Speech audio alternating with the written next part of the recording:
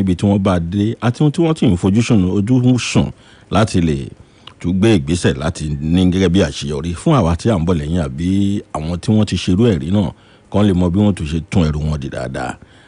Láàárọ̀ yìí èyí tá a sọ ibi tá a fi tì sí níjẹjọ ọ̀pọ̀lọpọ̀ pè mí lẹ́yìn tá a parí ètò ẹ má parí ètò yẹn bẹ́ẹ̀ yẹn ọ̀rọ̀ tó jẹmọ́ ti yín náà lẹ́mẹ́nulé yẹn ẹ jẹ́ ká yànnà náà ẹ̀ dáadáa ibi tí ẹ wá pè ní ọba ẹ̀ gan-an lẹ̀ wá ráyè ṣàlàyé dáadáa kí sì ni ohun tá a pè lọ́ba nínú ohun tí à ń sọ a ní ìgbóhùnsáfẹ́fẹ́ ètò orí rédíò àbí tẹlifíṣàn ní ọba ètò tí ẹ̀ ń gbọ́ ní ọba kí ni ìdí tí wọ́n fi sọ pé ètò ní ọba gbogbo nǹkan tó bá ti wà lórí rédíò àti tẹlifíṣàn kódà kó jẹ́ ìṣẹ́jú ẹyọ kan ni ètò ni lọ́dọ̀ aráàlú wọ́n gbọ́ ohun tí wọ́n á gbé fún wọn ní gẹ́gẹ́ bí ètò lórí rédíò kódà ètò ní ìpolówó ó ní bá a ṣe ń gbé kalẹ̀ ó ní àwọn òfin tó rọ̀ mọ́ gẹ́gẹ́ bó ṣe rọ̀ mọ́ àwọn ètò tó kù so ṣe ti rí kọ́ bá ní báyìí ọba ni o ibi tẹ́ ẹ pè lọ́ba gan-an lẹ̀ ráyè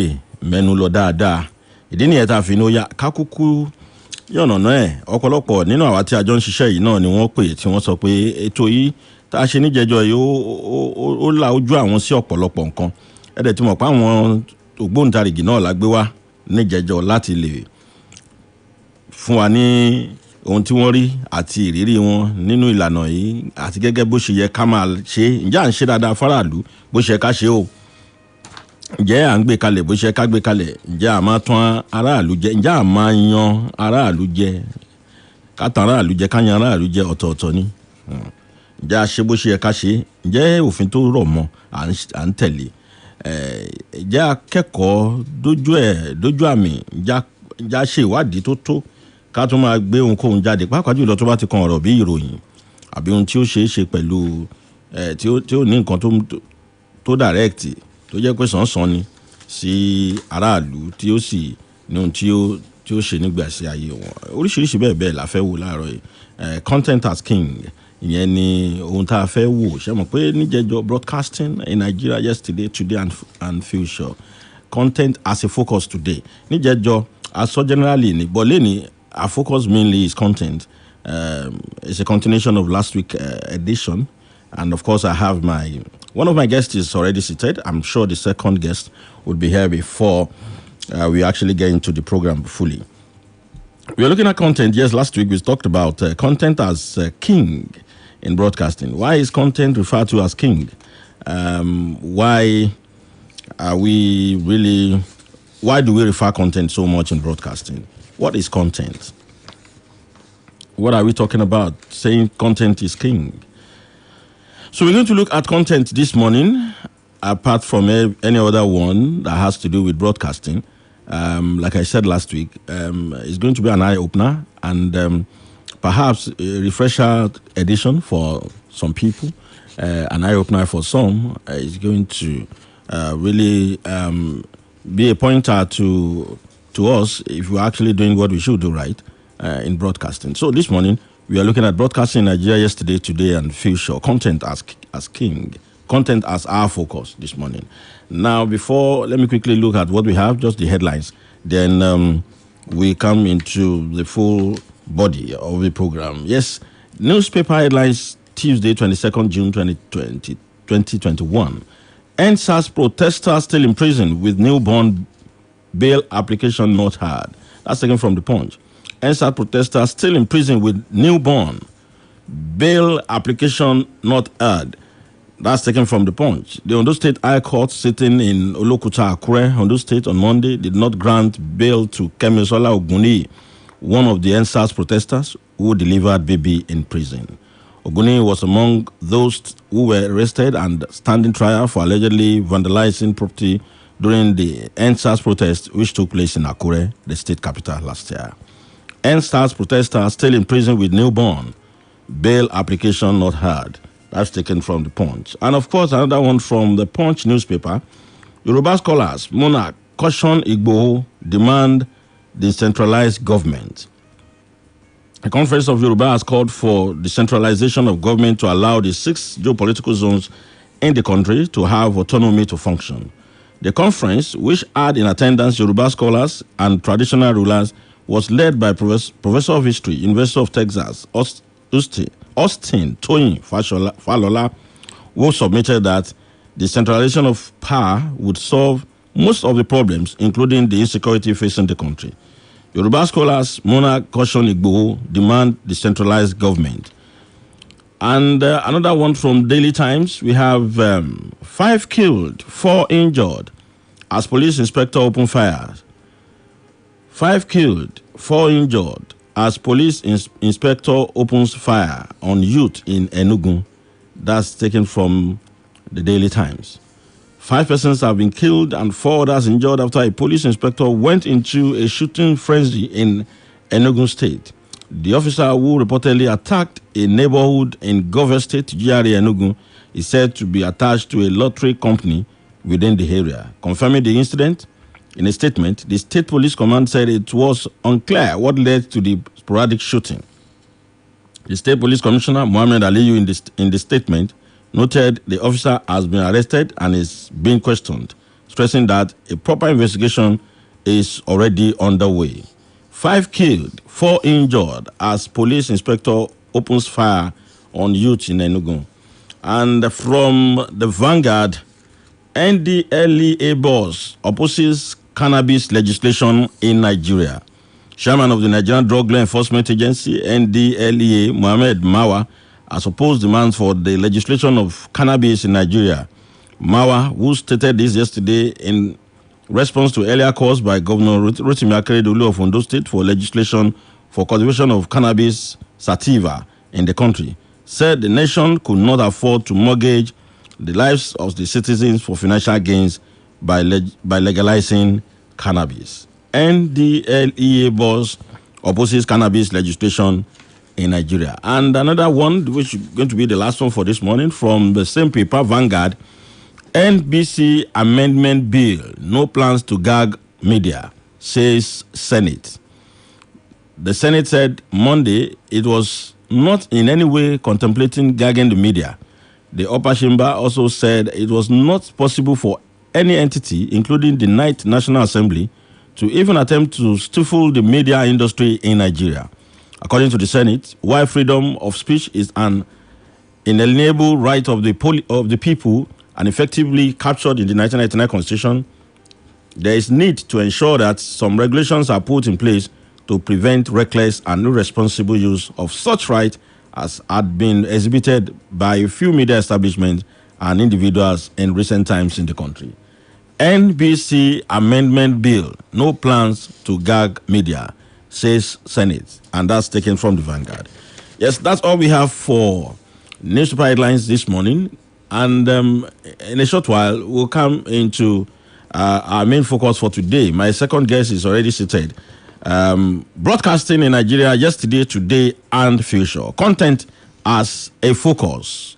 That's where we are this morning. And we come back to discuss this fully after this time out. Hey, Oga and Madam, you don't see the room now. Make I show you the toilet where you could share with the other neighbors. Now the toilet be this. What's up? Oga agent, you mean say na general toilets clean come white like this, Yes, now. Na hypo toilet cleaner than they use to clean and kill the yama germs come out. Hypo toilet cleaner? Wow. Wash your toilet at least once a week with hypo toilet cleaner to keep it sparkling clean and germ free. Available in sachet for 35 naira only. Madam, now 2 years land on one collect. We go pay for 6 years. This tailor is frustrating me. How does a round neck become a V-neck for God's sake? My deadline is tomorrow. What are you thinking about, Angela? With the new normal and everything, I've been more stressed. And my workload at my job has increased rapidly. My bills have also gone up. And I'm thinking of how I can meet up. And I don't even have enough to fund my fashion designing hustle. Wow, that's quite something. Why don't you sign up on Alert and get a salary-based loan? You don't have to step in a bank and zero documentation. Really? Download the app and have access to the salary-based loan to help you manage things better. That's what I've been doing, and they've been giving me the financial support I need. You're not a good friend, and you're just telling me now. Get your salary-based loan on Alert with zero documentation, all in the palm of your hand. Note, this is only available for salary earners. Terms and conditions apply. Alert, powered by Wema Bank. Adiko. ẹ wọlé sí ibà ẹnìkan pé náà lù. èè kọ́ńdọ́tọ̀ ikọ̀ yìí le jù o ó yẹ kó lọ sí ilé ìwòsàn. tí n bá lọ sí ilé ìwòsàn pẹ̀lú ikọ́ lásìkò ìpẹ́rẹ́ wọ́n máa rò pé mo ní covid-19 ni. rárá wọn ò ní sọ bẹ́ẹ̀ àwọn dókítà ní àfihàn ikọ́ yàtọ̀ sí àìsàn kan sí kejì ikọ́ mi ìgbẹ́ ìmí ìtutù bíi tiẹ̀ yìí. mo ti sọ fún kọ̀ǹdọ́tọ̀ mi ikọ́ ẹ̀ tó kọ̀ tí ò kásẹ̀ lẹ́yìn ó lè jẹ́ kọ́ ife. kọ̀ǹdọ́tọ̀ yẹ̀ wò kó lè mọ̀ dájú nítorí pé ẹni tí kò bá lọ kò lè mọ̀. ẹ yẹ ikọ́ yẹn wò fún ikọ́ ife. ẹgbẹ́ ẹ̀rù ká mọ ohun tí ń ṣe. tí o bá ní ikọ́ tó ti lo ọ̀sẹ̀ méjì láì kásẹ̀ nílẹ̀ ó lè jẹ́ ikọ́ ife o. ọ̀fẹ́ láyẹ̀wò àti ìtọ́jú ikọ́ ife. fún àlàyé ibi tí o ti lè ṣe àyẹ̀wò ikọ́ ife pé nọ́mbà kan sí orílẹ̀ fún ìtọ́jú ikọ́ ife ní 3340. ìkéde ìwá látọ̀dọ̀ ilé iṣẹ́ ìjọba àpapọ̀ tó ń mójútó ètò ìlera pẹ̀lú àtìlẹ́yìn àwọn ará ìlú Amẹ́ríkà. LifeMate Furniture is celebrating her 15th anniversary with 50% discount on all products, 20% discount on royal products. This starts from June 10th to July 3rd with all the LifeMate Furniture participating showrooms and all directly operated stores. For every 200,000 naira spent, you get a raffle ticket. Winners will get a MacBook Pro, iPhone 12 Pro, television, and a toaster. Call 081-2000-6000 to know more about the 15th anniversary. Hurry now, the promo ends in a week. LifeMate Furniture, your life made forever. Terms and conditions apply.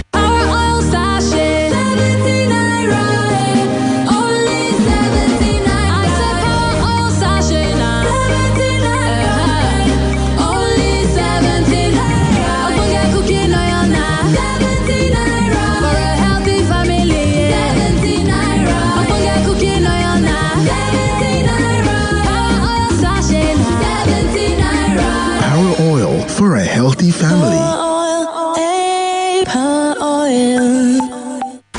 Àti kékeré lọmọ mi ti ní ìran láti di ìlú mọ̀ká. Ojúṣe mi sì ni láti ràn lọ́wọ́ kí ìran rẹ̀ wá sí ìmúṣẹ. Ìdí nìyí tí ó di àjẹsára rẹ̀ gbọ́dọ̀ dúró digbí kó lè gbé àwọn ìgbésẹ̀ títí tẹ́sẹ̀ rẹ̀ yóò fi múlẹ̀. ìràwọ̀ òṣèré wa tó kàn ní oníjó ballerino.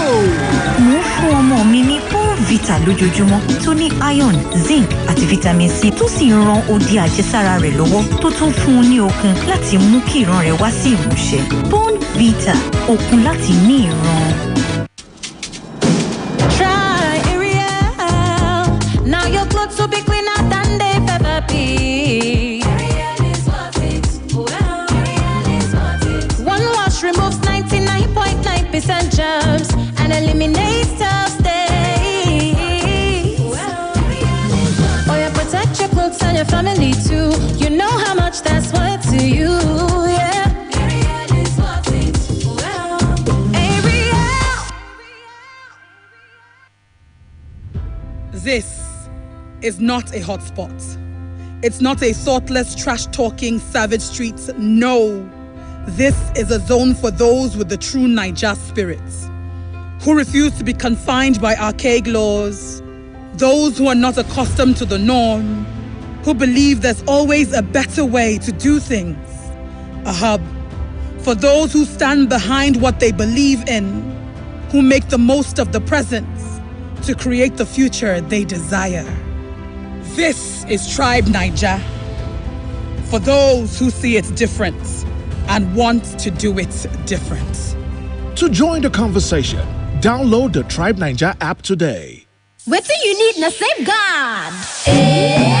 Children them like to play.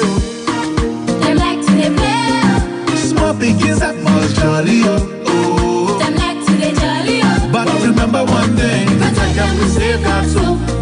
Protect them with safeguard. Protect them with safeguard too. From the teen and yama so the future go better. Safeguard antibacterial soap. They comot every yama for body. E also dey available for 50-gram size. YS Live. YS Live. YS Live.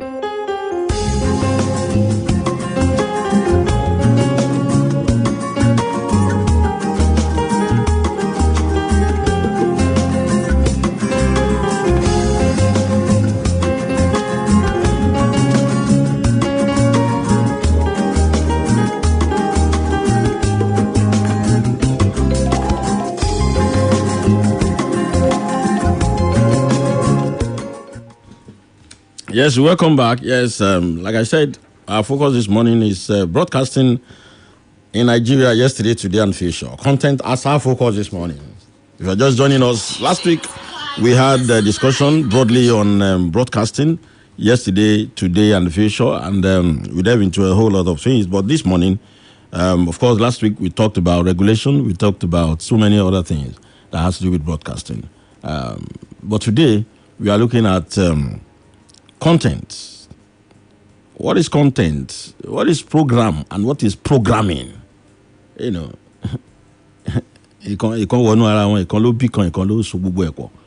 content is king. Why is he king? What is program? What is programming? And all that. Yemi Sonde is my name. I have my guest here. Let me run through the abridged profile of my guests. My first guest is a versatile broadcaster, passionate and experienced media icon who started his broadcasting career in the early 80s at the Federal Radio Corporation of Nigeria, Ibadan. He later joined Radio OYO, the Radio Service of Broadcasting Corporation of Oyo State, in 1990. He started as a presentation officer and rose through the ranks and became the assistant director of programs. He was part of the formidable team that was saddled with the responsibilities of establishing Agility FM 92.1 Gambari Ogbomoso as head of programs in August 2009. His name is Mr. Lere Shitu. He was later appointed as the station manager of Oluyole FM 98.5 Ibadan in 2014. He retired from government service in April 2019 and subsequently appointed as a senior contract officer of the Broadcasting Corporation of Oyo State in May 2019. He could only work for 4 months as he was appointed to pilot the establishment of a new radio station, Pensioners FM 106.7, Agbarigo Onireke, Ibadan, as general manager, where he served meticulously. Mr. Lere Shitu is a multi-talented, thoroughbred professional who is highly gifted in programs design, programs content analysis, media training, translations, etc. He is a very creative broadcaster who has trained notable broadcasters who are really making waves in the industry today. He holds a master's degree in communication and language at University of Ibadan, 2002. Lere Shitu Mido is now a media consultant, a media trainer by excellence, a counseling psychologist, Dr. Ife, and a preacher of the word and a powerful translator. Good morning one more time, Mr. Lere Shitu. Good morning, YS Live. Good morning, Yemi Sonde. And good morning, our listeners. Aṣọ tẹ wọ̀ láàárọ̀ yóò bright dáadáa. Ṣé ẹ̀ ń lọ party tẹ bá kò ń bí ni? Ṣé lára content náà nù? Ara ẹ̀ náà nù. Kọ́mọ̀ jẹ́ pé ẹ̀ ń lọ party Fẹ́ràn Babalọ́lá yẹn pàánà ló pé 60. Ìyàwó ẹ̀ dẹ̀ ń ṣe birthday lénìí. Kọ́mọ̀ jẹ́ pé yẹn ni ẹ fẹ́ lọ bẹ̀. Àbí wọn dá party lẹ̀ ni. Ẹ̀yin náà mọ bí ta ṣe rí.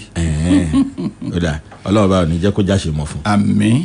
Ire ó kárí. Àmín. Fẹ́ràn mi at 60. Àná yẹn ló pé. Yes, Kayode Joseph is my brother and my second guest here. He started his broadcasting career in 1981 at Radio Kwara, Ilorin, as a freelance newsreader. He moved to Radio Nigeria Ibadan in 1982 as a duty continuity announcer. He worked with Broadcasting Corporation of Oyo State, BCOS Radio and Television in 1996. He became pioneer head of programs at Radio Nigeria Gold 95.5 FM, Elisha, in 2003. He deployed to Radio Nigeria Positive 102.5 FM as head of programs in 2007. He retired as manager programs, Radio Nigeria Choice FM, Ota, in 2017.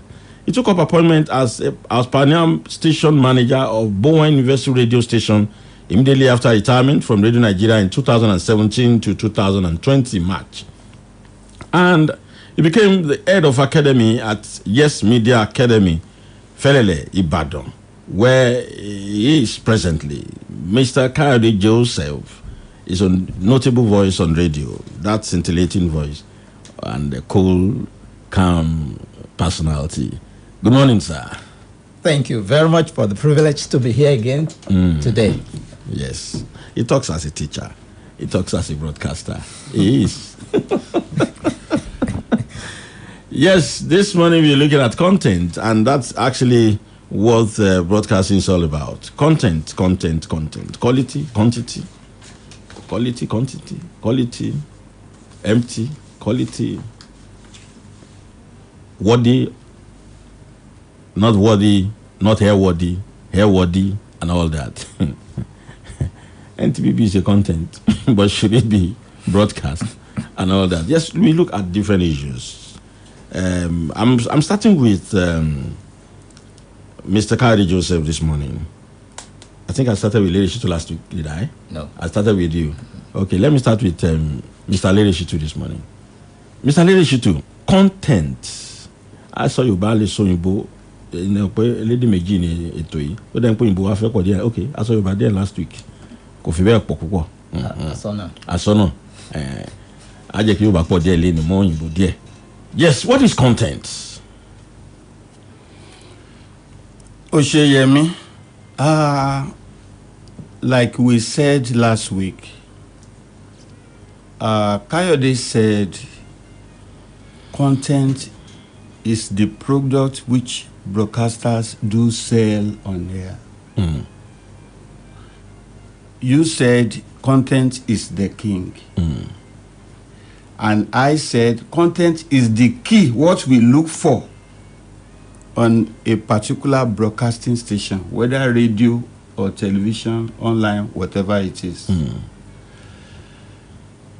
Content, èyí tá ń pè ní kò mọ òkun ètò.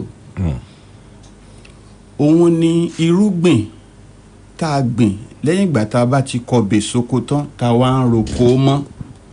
Pẹ̀lú ìrètí wípé ọjọ́ kan ń bọ̀ tí irúgbìn yóò hù jáde, tí yóò dàgbà, tí yóò wà tó àyè kan tí ìkórè yóò dé. Tí ìkórè bá ti dé fún àgbẹ̀, yálà àgbẹ̀ inú àgbàlá àbí àgbẹ̀ aládàá-ńlá àbí àgbẹ̀ alábọ́ọ́dé, èrè ló kù. I am trying to emphasize the fact that if the management of a radio or television station can really work on quality content, as you said just now, it is very sure, irrespective of the competition at hand, the particular station will reap via increased revenue and profits in the nearest future. That was why I likened it to a seed that has been planted by a farmer. Now working, trying to nourish with a view that a day will come when the harvest will surely come, which will eventually metamorphose into profit making.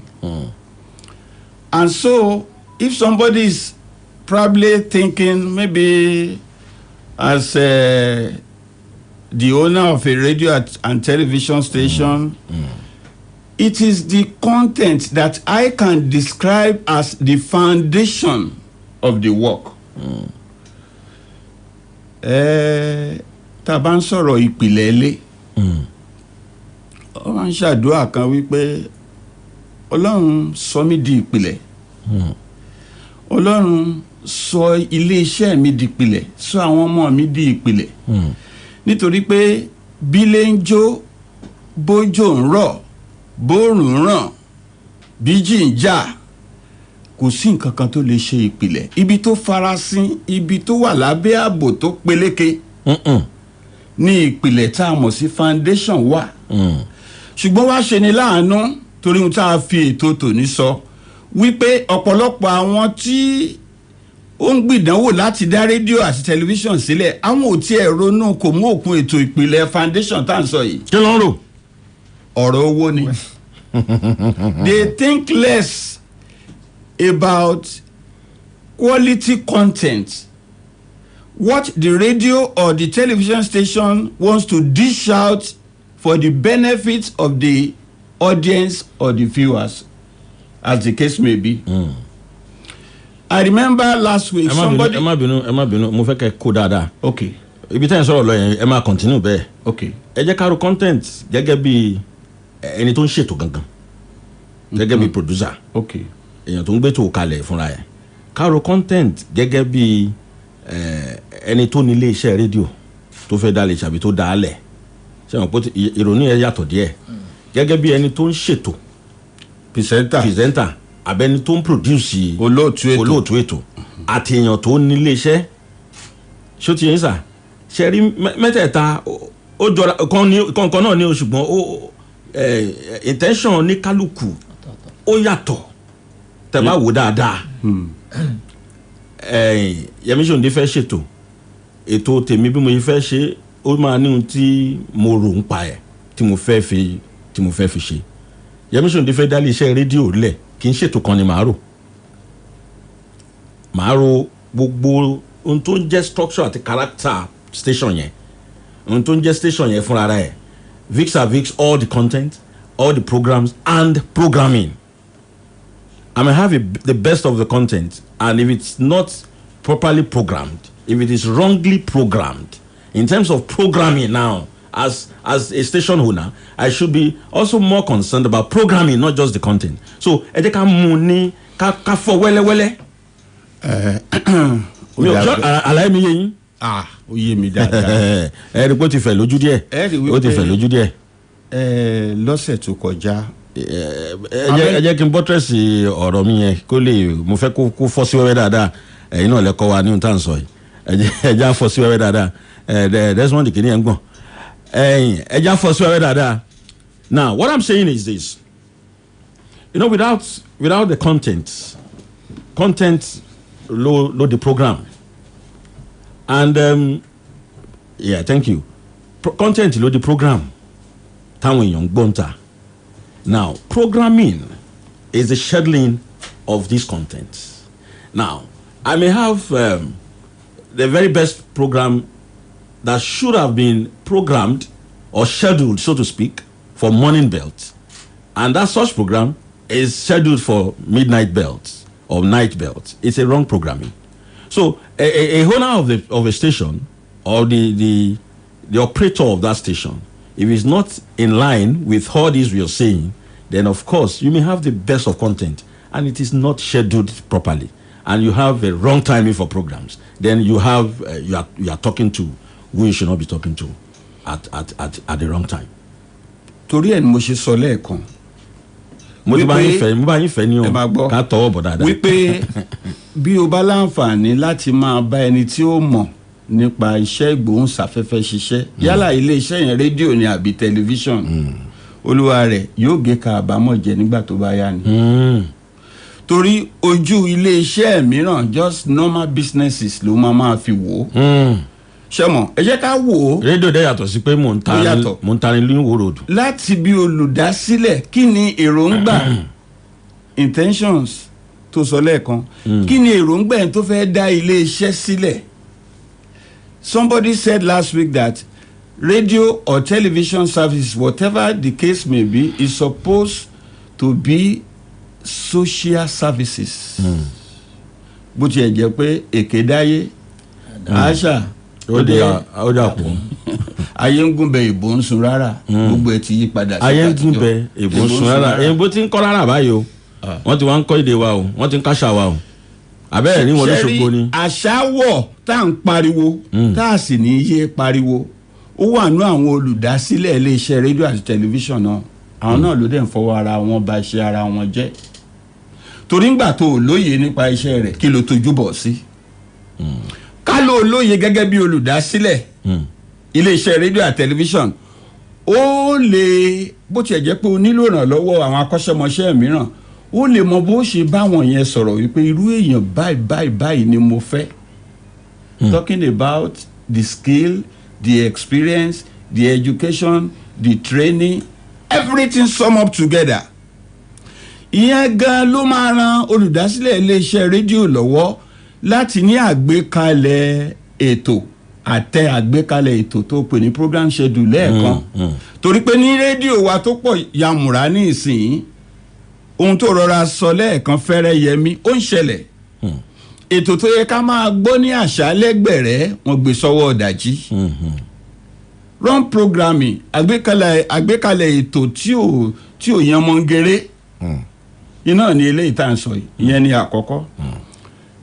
Tabako lọ́dọ̀ olùdásílẹ̀ káti ẹ̀ wá ní ṣẹ́mọ̀ ẹni tó fẹ́ dá lé iṣẹ́ sílẹ̀ tó jẹ́ rédíò àbí tẹlifíṣàn bóyá kò nímọ̀ tó bóyá ó nímọ̀ fẹ́rẹ́fẹ́ ó yẹ kó kó àwọn orísun ìmọ̀ akọ́ṣẹ́mọṣẹ́ kó kó wọn rọra kó má bàa ṣìṣe kó má bàa ṣe ẹsẹ̀ gbé kó má bàa ṣinú bí kó má bàa ṣe ọ̀rọ̀ sọ. ṣinú bí ṣọ̀rọ̀ sọ ṣẹ̀ṣẹ̀ gbé. ṣùgbọ́n ẹ sọ̀rọ̀ nípa olóòtú ètò ó ṣe mí láàánú. It is very disheartening that nowadays the way we practice radio and television broadcasting leaves much to be desired. We don't have producers any longer. You discover that the moment you can identify yourself as a presenter of any program, you double as a producer. It's not supposed to be. In government, there should be checks and balances. It's not only in government. In virtually everything we lay our hands upon on the surface of the earth, there should be checks and balances. If the presenter chooses to be very lazy, or if the presenter is not handling the job the way it's supposed to be done, the producer must be in a position to check. Yemi must not say, because I am bigger in personality, in magnanimity, everything together, you just have to succumb to the wish of Ologufe Damola. And according to hierarchy, the producer is the boss of the presenter. Who is a producer? We have a formula for it, as we were taught. A producer is an ideas man. He can create a new program, but the ability to nurture the program for general and wider acceptability depends on the presenter. So the producer is the boss, but the way we practice broadcasting today, you discover that virtually most of our presenters on radio and television, they doubles as the producer. So there's nobody to check them. So that's why you see all these excesses, inadequacies, common all over the places. Let us go back to the roots. Anywhere you may be listening to us on YS Live, it is important that those people that want to venture into broadcasting must take it as a very big job, a challenging and demanding job for that matter. So if the producer is not forthcoming, of course, the presenter will not be able to perform well. Then you also talk about the presenter. Mo sọ lẹ́ẹ̀kan mo ní ẹni tó dáko ó ti gbé irúgbìn rẹ̀ ó ń retí pé kó hù. Ẹ má gbàgbé wípé èpò wà tí ó da irúgbìn láàmú. Ọ̀rọ̀ Ọlọ́run kan wípé nígbà tí ọmọ ènìyàn sùn ọ̀tá yọ kẹ́lẹ́kẹ́lẹ́ wá ó wá gbin èpò sí àwùjọ àlìkámọ̀. Ṣùgbọ́n tá a bá ti wá rí bẹ́ẹ̀ ẹ sọ fún wọn, ẹ jẹ́ kó yí wọn dáadáa, ẹ jẹ́ kí èpò àti àlìkámọ̀ kó máa dàgbà papọ̀. Nígbà tó bá di àkókò ìkórè, a ó pín wọn níyà, a ó sọ pé ìwọ èpò dídáná sun ọ̀rọ̀ rẹ lọ̀rọ̀ kan báyìí o.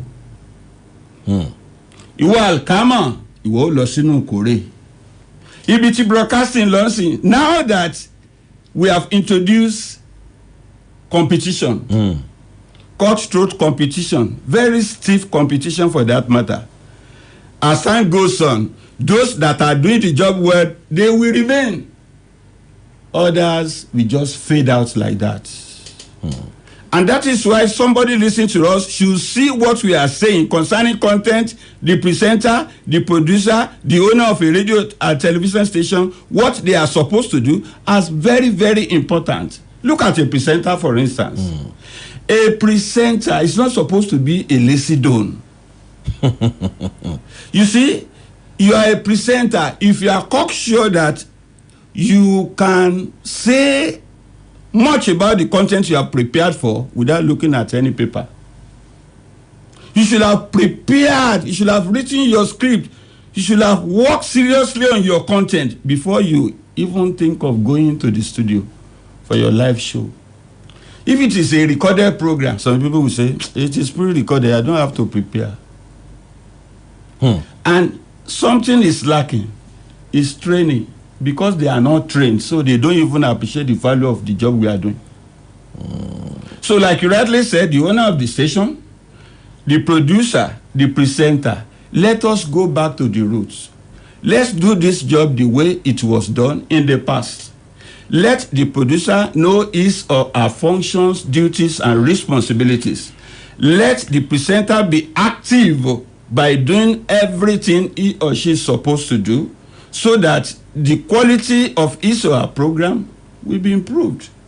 And let the owner of the radio station employ people that are experienced, people with knowledge and wisdom. Kayode, there's just a proper line of demarcation, a little difference between knowledge and wisdom. Knowledge is not wisdom.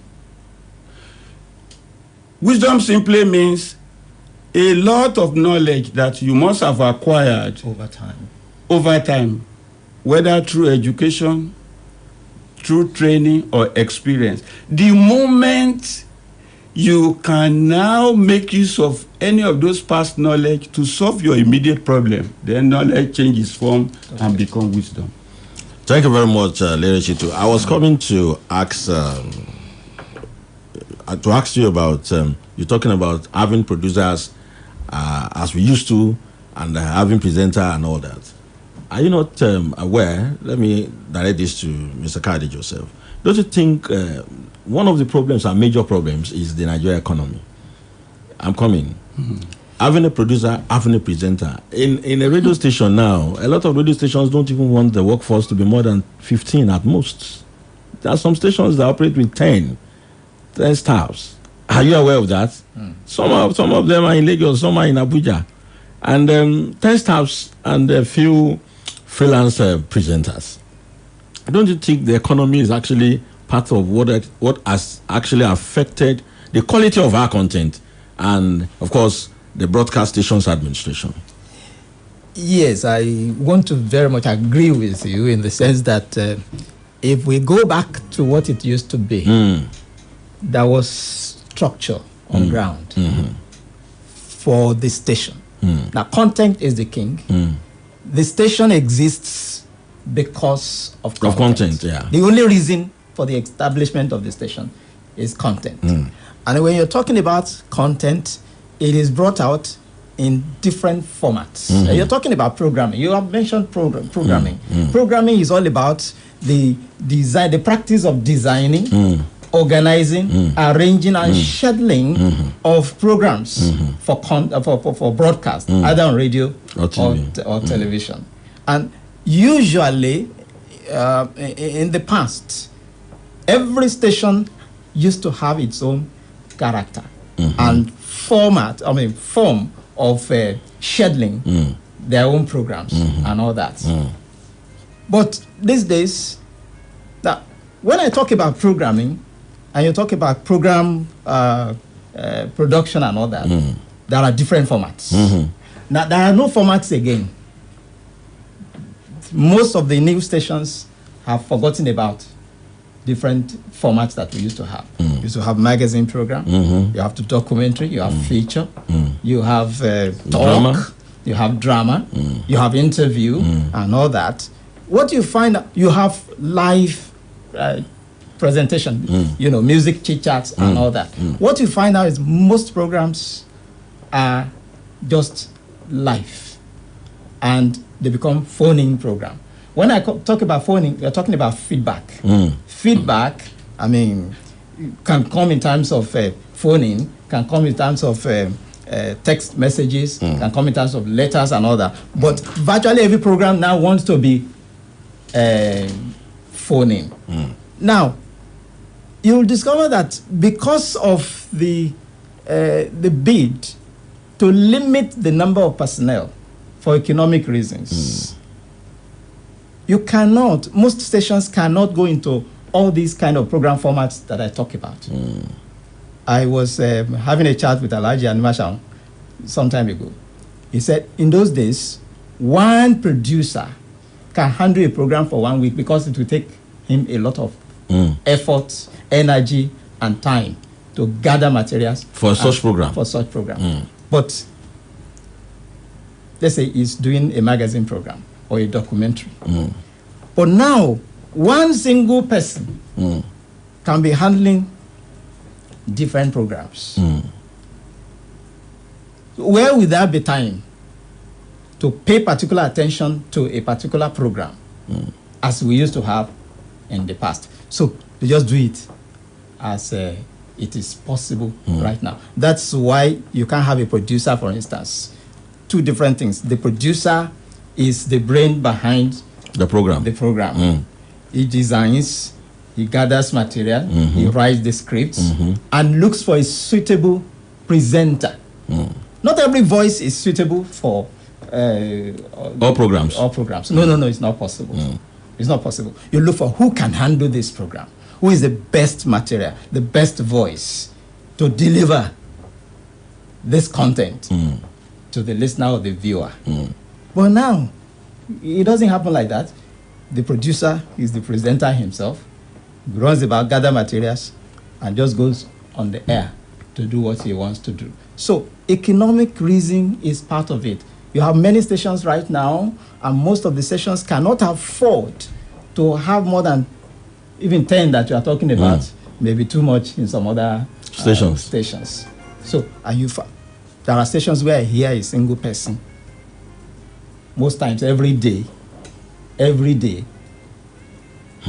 doing the same thing. Okay. Programs. Doing different programs. Yes. Every day. Different programs. Every day. You wonder what will happen with this fellow not break down one of these days. So these are some of the things that are happening right now that has reduced the quality of the content that we are talking about. Content is what you want to give out to the listener. When you talk in terms of information, education, entertainment, that is what you are going to give out. What is the quality?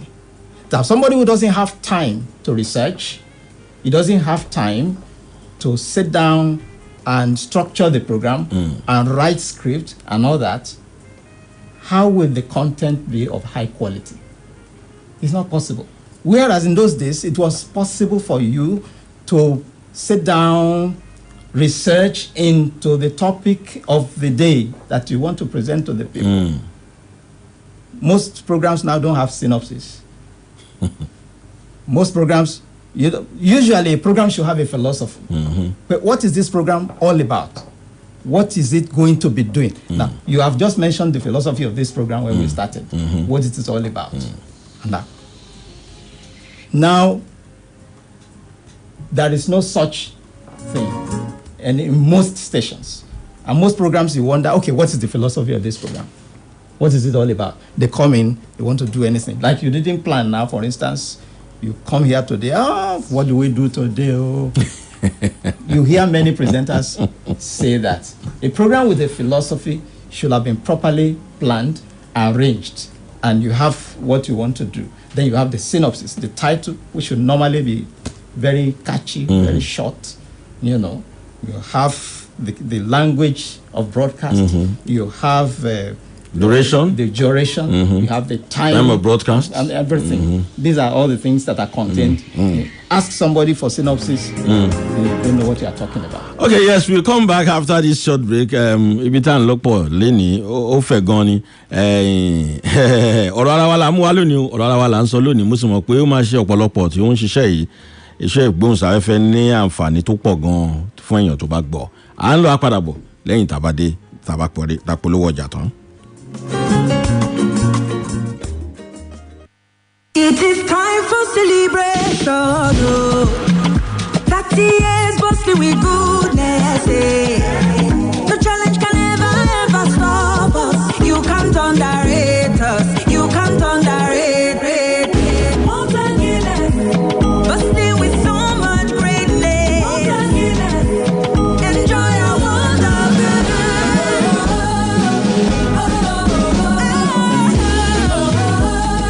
30 years of nourishing goodness. 1xBet, 1xBet. Everybody don sabi say 1xBet na the ogbonge place to cash out now because na dem get the highest odds, sharp deposits, ability to sell slips, bet insurance, and more.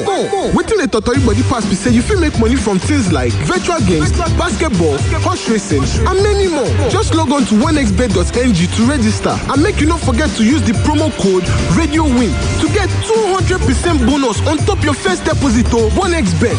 Bets for every taste.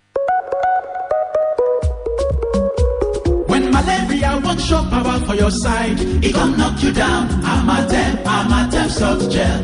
Me I can tell you no say, malaria medicine when no get bad taste or bitter taste for mouth. And it easy to swallow. Try. I correct game changer. I'm a temp salt gel. Amatem soft gel now to treat malaria. If body not well after 3 days, see a doctor. What do you want to be when you grow up? A teacher, a pilot, an astronaut. Kids have big dreams, but a lack of iron in their diet could affect their brain development. That's why one sachet of Cerelac Junior provides 50% of their daily iron needs to help them learn to their full potential and fulfill their dreams. A musician, an architect. Cerelac Junior with Iron Plus. It's all good, Mom. With Jumia 9th anniversary sales, celebrate your everyday. Jumia is celebrating your everyday in their 9th anniversary sale. Use the voucher code JUMIAJ9, that is Jumia JANINE, to unlock 15% off your order from now till the 27th of June. Download the Jumia app now. Terms and conditions apply. Jumia, your everyday delivered. What do you need na safeguard? Children that like to play. Them like to play. Small pigs that must jolly oh. Them like to jolly oh. But remember one thing, protect them with safeguard too. Protect them with safeguard. Protect them with safeguard too. From the teen and yama so the future go better. Safeguard antibacterial soap. They comot every yama for body. E also dey available for 50-gram size. Now the new level, where sample your ticket from Baskin to yesterday's gone today, it be a lucky day for Baskin to Baskin go. You are royal, you oh ya come make me bet with Baskin to go check these cars out to it be a lucky day. Playground for kings. YS Live. YS Live. YS Live.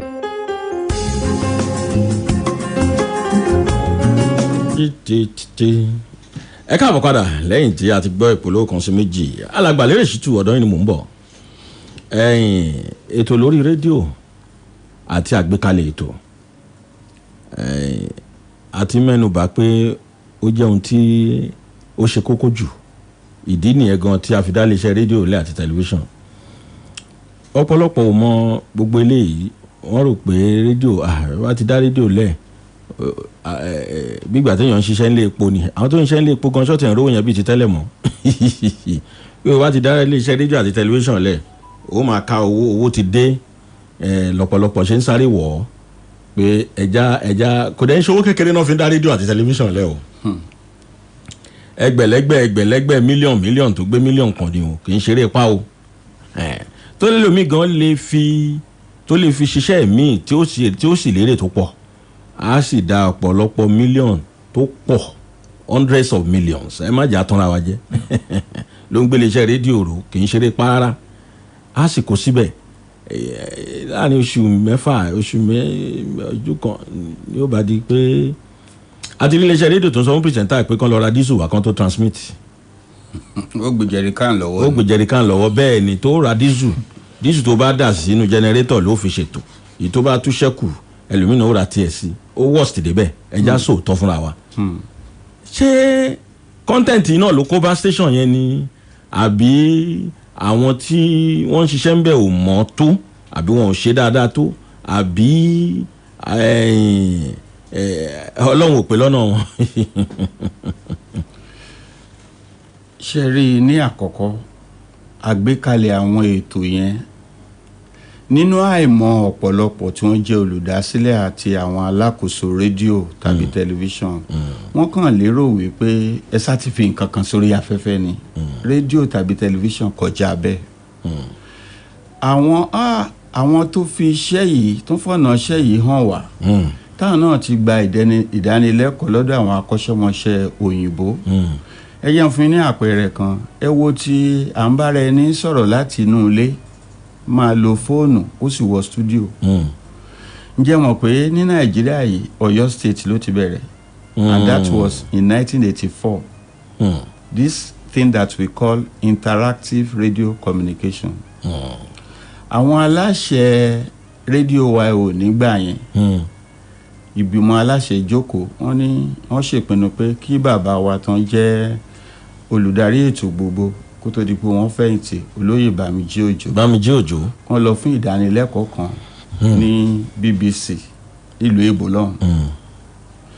Ibẹ̀ ni bàbá dẹ̀ jẹ́ ẹni tí ó ní ọgbọ́n àtinúdá tó ń pè ní creativity. Bàbá torí nǹkan tí mò ń sọ yìí ohun tí mo mọ̀ dáadáa ni torí pé òun ni mo fi ṣe thesis mi fún master's degree ní UI. Okay. Communication and language. ẹja jẹun bẹ. ṣé wàá rí bàbá wa ní ara màlélẹ́ yìí kí ni medical line kí ló túmọ̀ sí ètò kan náà ń pè bẹ́ẹ̀ ní BBC London. wọ́n wá gbé dókítà tó jẹ́ akọ́ṣẹ́mọṣẹ́ nínú abala kókó ọ̀rọ̀ tán fẹ́ gbéyẹ̀wò lórí rédíò fún ọ̀sẹ̀ yẹn wọ́n á gbé wá gẹ́gẹ́ bí àlejò akọ́ṣẹ́mọṣẹ́. wọ́n lè sọ pé òkè o ibà malaria la fẹ́ yẹ̀wò lónìí akọ́ṣẹ́mọṣẹ́ ti wà níbí o gbogbo ẹ̀yin ará ilé báwo ni malaria ti rí lára yín kí làwọn nǹkan bó o lẹ ṣe lè bọ́ lọ́wọ́ ẹ̀ kí ló ń jẹ́ malaria gan ibà malaria torí àwọn akọ́ṣẹ́mọṣẹ́ tá a bá sọ pé malaria ibà ni wọ́n ní rárá o ó sọ pé ibà malaria ni torí o lè jẹ́ akọ́ṣẹ́mọṣẹ́ agbóhùnsáfẹ́fẹ́ kó o tún jẹ́ dókítà bó tiẹ̀ jẹ́ pé àwọn aláṣẹ wọ́n fọwọ́ sí pé gbọ́dọ̀ mọ díẹ̀ ní gbogbo iṣẹ́ gbogbo. Bẹ́ẹ̀ni. Bàbá wa ní àwọn like medical line that was the title of the program then. Nígbà tí wọ́n wá padà so àwọn aráàlú máa wá pè ẹ jọ̀ọ́ kí ni kí n ṣe báwo báyìí ló ṣe ń ṣe mí. Bàbá wa ní ó dáa o wọ́n wá jábọ̀ rẹ̀ mọ́ report tó ń fáwọn aláṣẹ rédíò wa ò ní gbà yẹn. Ní 1980 bàbá wa kọ proposal lórí program èyí àrà. Bí èyí àrà ṣe bẹ̀rẹ̀ nìyẹn ní gbogbo Nàìjíríà yìí Ìbàdàn ni wọ́n ti kọ́kọ́ dánrú ẹ̀ wò. Ní 1984 dẹ̀ ni. èyí àrà dẹ̀ lètò náà. èyí àrà lètò náà pé this is spectacular. Ibẹ̀ yẹn kọ́ ni mò ń lọ intro lásán lélẹ̀. Intro ni. Bẹ́ẹ̀ ni ṣùgbọ́n this interactive radio communication we are talking about a station whereby the presenter will ask the audience to be calling in from home has been bastardized because of two principal factors. The first one is pride. The second one is insult. How? Most presenters today, especially those that are not knowledgeable about what the business is all about, they are having one particular problem, and the problem is self-aggrandizement. If you are a presenter, you are not humble, you are very proud. The moment you get into the studio, that pride in you is likely to be aggravated. Lọ́nà wo kí ló máa ń fà á? Now, I don't know, maybe it is something bordering on self-esteem. I wouldn't want to really know.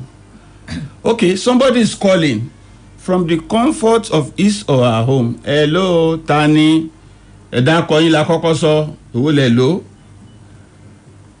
Presenter atọ́kùn ètò, ó ti ń dọ́gbọ́n insult ẹni tó ń pè. Ẹlòmíì, bóyá kí n sáré sọ lé Yẹmi. Tí a bá ní live show tó wá sọ pé okay o 15 minutes inú rẹ̀ àyè wà fún àwọn ará ilé láti pè wọlé dá sí kókó nǹkan tá a fẹ́ gbé síta.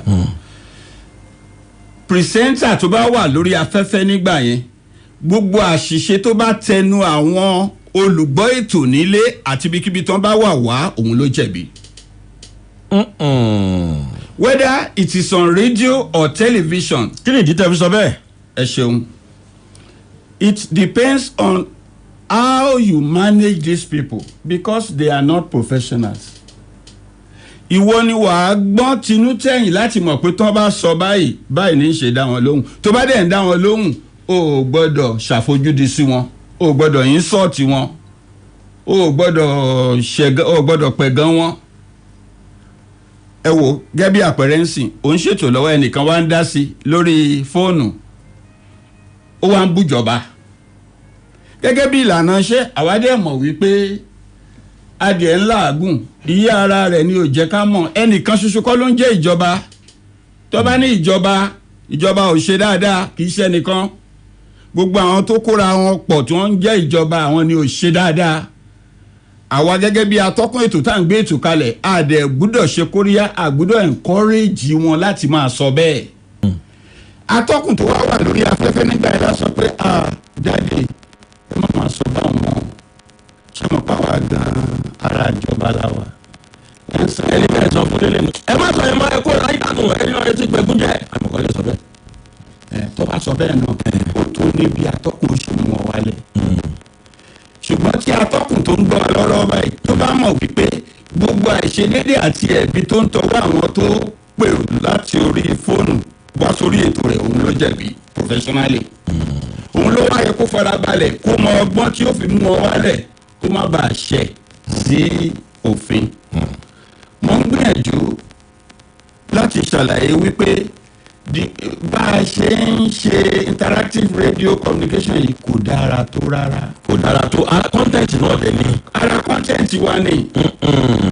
Ibi tí o ti da alákọ̀ọ́kọ́ ó yẹ ká lè regulate ká gbé gègé lé iye àwọn live shows tá a ní. I just want to say this, Yemi. The practitioners in the broadcast industry today have turned live presentation on radio into a lazy job. If you want to handle a documentary program, you know that you will work very hard. Many of the so-called presenters, we run away from that because we just want to economize our time. We are always in a hurry to be on air. Whereas we have different classification of program. Let me give you an example. There's a program we call arbitration program. We also call it ombudsman. It's a public complaints program. Number one, for the purpose of those that are listening to this program, and you are a professional or semi-professional or whatever it is, you should know, even the management of a radio or television station should know that a program like that should not be put under the care of a freelancer. It has to be in-house producer, because the identity and the image of the station we are talking about is at stake in whatever that happens on that arbitration program. Ombudsman. We have so many examples here and there. But because you don't know, you just ask one freelancer or ọkàn wo ẹnìkan tí ó mọ̀ nípa iṣẹ́ lọ títí pé ọyá máa wá ṣètò yọ̀ọ́dà pé ó gbójú gbóyà bí àrọ̀ ni. Ìyá ni nǹkan jọ̀bọ̀jọ̀bọ̀ náà gbélé lọ́wọ́ yìí Yẹmí. Ìyá bá issue form. Ẹ wá bá mi ní ọ́fíìsì wa. No, it's supposed to be the radio station or the television station, not to say come and meet me in my office. No. The image of the station where you are presenting is at stake. Ẹni ẹlẹ́ni a bá sọ ọ́ dowó. ìyá àwọn ètò táwọn aráàlú ti máa tọ́ ti lè wá complain. Yes. Bí abika sọ pé ṣó dáa bẹ́ẹ̀. Bẹ́ẹ̀ni, arbitration program, ombudsman. Ẹnìyàn a bá sọ ọ́ dowó. Ẹnìyàn wá lórí láyà gẹ́gẹ́ bí atọ́kùn láti máa pariwo mọ́ àlejò tó ní kó wá farahàn lórí afẹ́fẹ́ bàbá bá ń kọ́ ẹ kóra yín dá sọ́hun no tó bá pé wọ́n mú ẹ ọ̀rọ̀ rẹ̀ dẹ̀ dé ilé ẹjọ́ ó dìgbà tí adájọ́ bá sọ pé o jẹ̀bi kí ayé tó gbà pé o jẹ̀bi wọ́n fẹ̀sùn kàn ẹ́ ní accuse ní ẹ̀ ní atọ́kùn yẹn á máa wá pariwo mọ́ àlejò tó fúnra rẹ̀ pé ó ti gbàgbé kọ́ọ̀sì ó yẹ kó fọwọ́ wọ ẹni yẹn kì í ṣe ọ̀rọ̀ tó bá sọ ni yóò fi dá lẹ́jọ́ lórí afẹ́fẹ́ àwọn aláṣẹ rédíò àti tẹlifíṣàn ẹ̀ sì fura irú ètò báyìí ọwọ́ ẹni tẹ́ ẹ gbà sí iléeṣẹ́ yín tẹ́ ń sanwó oṣù fún ló yẹ kó wà kì í ṣe kí ẹnìkan wá sọ ọ́ dowó tó pé owó nìkan ni kókó nǹkan tó fẹ́ rí ń bẹ̀. We still have so many other programs like that tó jẹ́ pé àwọn èèyàn wa ò ronú sí tó jẹ́ pé ká ti wá bọ́ sí orí ètò ká máa forin sí and that brings me to another issue Kayode if I'm not. Go on. You know, you're stopping your time. Many of our presenters on here today, they are reckless. They talk too much. I remember my late Oga. You know, I said it last week. He just called me. Mr. Alereshi, to check that presenter on here. He's suffering from verbal diarrhea. He's talking too much. There is no program discipline. Yemi? There's no program discipline. They just then coming to musical compilation. Because you are a presenter and you fancy Fiji music, Damala, that does not give you the audacity to be playing Fiji music on here all the time. We have different brands of music. Your intention should be focused on the audience that will enjoy your program, not your personal self. Today, our musical compilation as presenters leaves much to be desired. Musical compilation is a program on its own. Yeah. But they are getting it very, very wrong. Kayode Joseph, you want to add? Well, I just want to take it from that point of view, but that point where he just dropped a musical compilation. Now, musical compilation may be different from music chit-chat program. I may, for instance, say this slot, maybe 9 to 9:30, is Fuji music. On the schedule is there. And all you play there is Fuji music. That could be another one for Akpala music. That could be another one for Juju music and all that. And that is just for that. When it comes to musical program presentation, like music chit-chat, for instance, Larry just mentioned something that our presenters talk too much. Another crime they commit in presenting musical program is talking over vocal. Yes. And they don't know it is wrong. I was listening to a program one day, and I felt so good listening to this particular presenter. Is blessed with a beautiful microphone voice. You just want to listen to him. But the problem he had was speaking over vocal. What's the meaning of that? When you are playing a particular music, let's say in Laomaura, and he's singing, you should not talk over that time when he's singing. You can only talk when the drums, the instrumentals are going. Just briefly. What's the problem with that? You are competing. Your voice is competing with the voice, the lyrics of the song being played. Now, the listener at home, you don't know. The listener at home is interested in that music you are playing, is interested in hearing that song, and you are speaking over it. You are causing confusion. He's not happy. He wants to hear your voice. He also wants to hear that music. Give him the privilege of hearing your voice at the time you are speaking, and when the lyrics of the music comes up, the vocal comes up, keep quiet. Let that listener also enjoy what the singer, the musician is singing.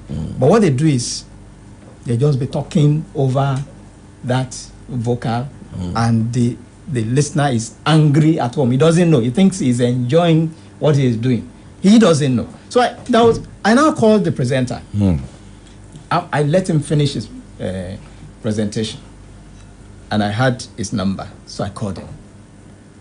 I appreciated him. I said, look, you are blessed with such a wonderful voice. I enjoyed your program. But do you mind if I just point out something? He said, I should go ahead. I said, what I did not like in your presentation is what we call something, speaking of vocal. When you are playing music, you should let me, your listener, enjoy the lyrics of the song. As I also want to enjoy your own voice. Give me the privilege to enjoy your voice. And then let me also enjoy that music. Speak only when instrumental is being played. You know, he was excited the first time when I called and I was praising his program. The moment I said that one, the voice would drop. His voice dropped.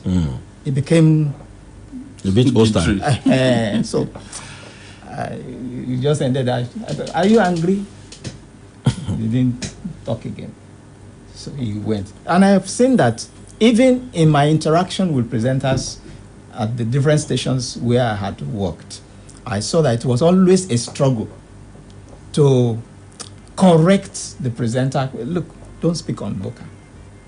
And this is the diarrhea, something that Larry was talking about. You know, just speak, just speak. Now, they have to know that some of these things that they do are very, very wrong professionally. And most presenters don't know all this. That is talking about musical presentation. Another thing that is common with our presenters, I think we mentioned it last week. In those days, we used to have what was known as a request program, which is just for greetings. You know, people will buy cards or send messages to the station, please play so music for the enjoyment of so people. But what you find now is that virtually every music chit-chat program have become kind of request program. Nobody has sent any request. We play musical. But presenters will just be greeting this, be greeting that, from the beginning to the end. Sometimes you get angry. Hey, what is this? What is happening? Is this a request program? I remember in those days, my Oga Sholalala would call the presenter, look, this is not a request program. Please stop greeting people on this program. But it's the common thing, it's the general thing. Now, all these things are affecting the content that we are talking about. You know, we're talking about content. Content is the king, is the key, is the whole essence. Is the heartbeat. Or the heartbeat, the whole essence of broadcasting. Now, when we have a 30 minutes program and you have spent about 15 minutes greeting people before you now say, where are we going to do now Bolanlolini or something like that. I mean, Yoruba presenter nìkan ló affect ni. I think it's most common with Yoruba presenters. It's most common. It's most common. Most English presenters, they still try and keep the standard. They still try. It's not common that you find an English program where the presenter starts and start greeting this and start greeting that before coming to the real issue of the day. I think that where the confusion is that most of the presenters don't have the training, and they are mostly the independent presenters, mostly the freelance presenters who have not had the opportunity of any training. We have independent presenters who are quite up to the task in terms of maintaining professional standards. Yes, we have them, no doubt about that. But we have a lot of them who don't care about that. They think it's the same thing with MCing, for instance. And it's not the same. That is standard. There are rules. There is a way you have to present yourself when you are doing a program. It shows that you have the knowledge, because it just tells me you have nothing to offer. If you are starting a program and you are spending too long a time trying to praise yourself, for instance, like Larry said, personal aggrandizement. That is what is common.